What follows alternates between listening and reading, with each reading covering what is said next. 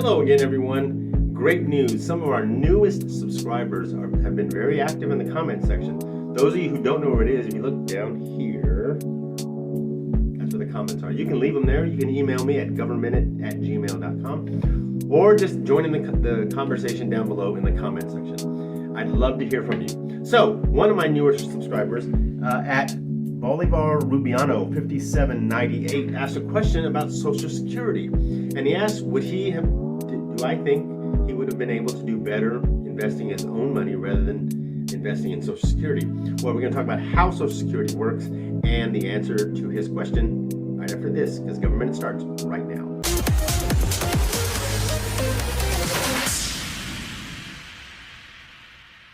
Hello, Raindrops, new subscribers, and old friends. Welcome back to Government Minutes That Matter. This is Mr. A joining you again for another edition of Government, where we tackle the latest news, headlines, and stories and questions from subscribers that ask about certain aspects of government. And as always, these videos are dedicated to the glory of God who blessed this land. Now, before we move on too much into this video, got to remind you that big day coming up on January 20th. That's when President Trump gets inaugurated for his second non-consecutive term. And the new Congress has already reported for duty. January 3rd, by law, they have to report for duty and actually open the new Congress. They usually adjourn after they certify the electoral vote. They usually adjourn until after Martin Luther King Day. So the new Congress has been sworn in. The new old president will be sworn in on January 20th. So that's what's happening politically, and then we'll see what goes on after that. It should be fun. It should be a lot to talk about. So we're going to do that. But right now, we're going to talk about one of my subscribers. That was at Bolivar Rubiano 5798.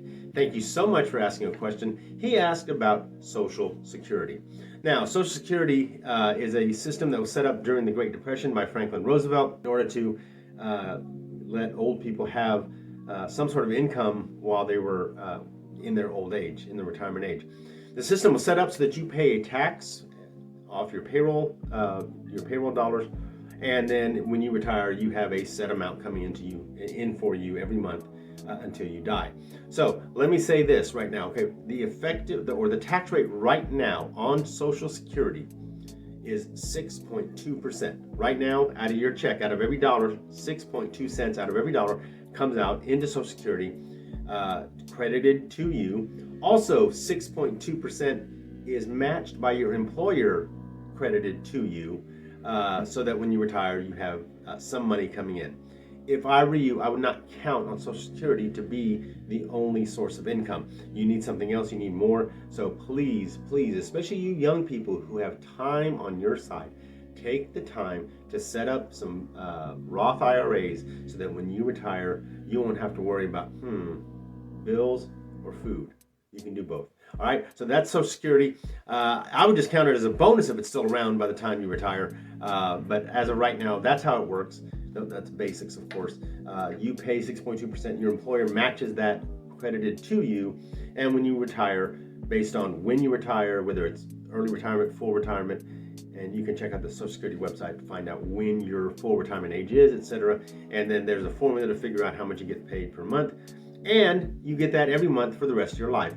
Usually, I will say almost always, every year a cost of living adjustment is applied to Social Security payments to account for the rate of inflation.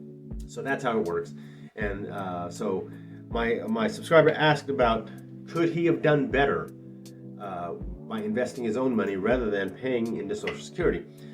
Actually, there have been a couple of proposals over the last 20 years or so by candidates running for president to do that, to take a portion of your tax, your 6.2% tax, and allow you to invest it yourself, kind of like in a 401k or in Roth IRAs, things of that nature, but as in your own account that you control and not subject to the whims of bureaucrats in Washington who decide how much you get or if you get any money. So there have been proposals. 2004, President George W. Bush proposed that. It didn't go anywhere.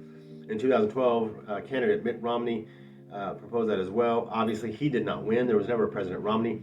And so that plan never came to fruition either. So there is some talk about that, but it's not come close to happening. So let's talk about what is happening right now. According to the Social Security Administration, in 2023, all right, the last full year that they have the stats for, I'm sure the 2024 stuff will come out relatively soon. But the rate of return on Social Security money, on Social Security investments, was 2.387%. 2.387% in 2023. Okay, that's pretty low, lower than inflation. So in other words, you're not even keeping up. If inflation's 3% and you're only getting 2.387% return on the monies invested in Social Security, Social Security is falling behind because there is no. If you're not making at least as much as inflation, you're not keeping up. So right now, that's the latest. Now, according to smartasset.com, a typical 401k will return investments, get investment return, of 5 to 8% a year average. Okay, 5 to 8% a year average. Most years that is more than inflation, and so you are making up some ground when you have it invested in a 401k or something of that nature.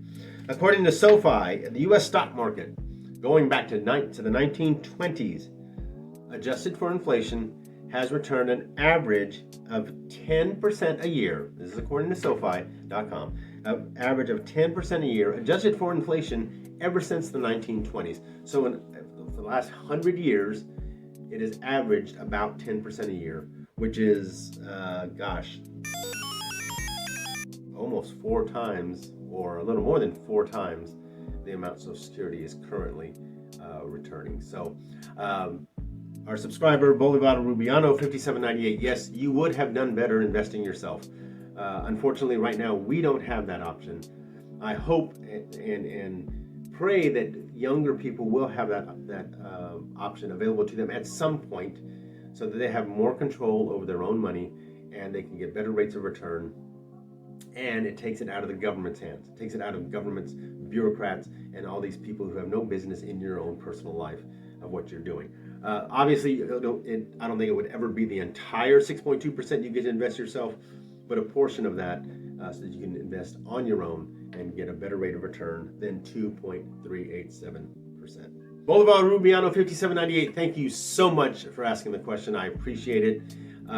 All of you, if you have questions, please put them down below. Send me an email, and we'll see if we can get to them, all right? So thank you so much for joining us. I hope you paid attention, because there will be a test at the next election.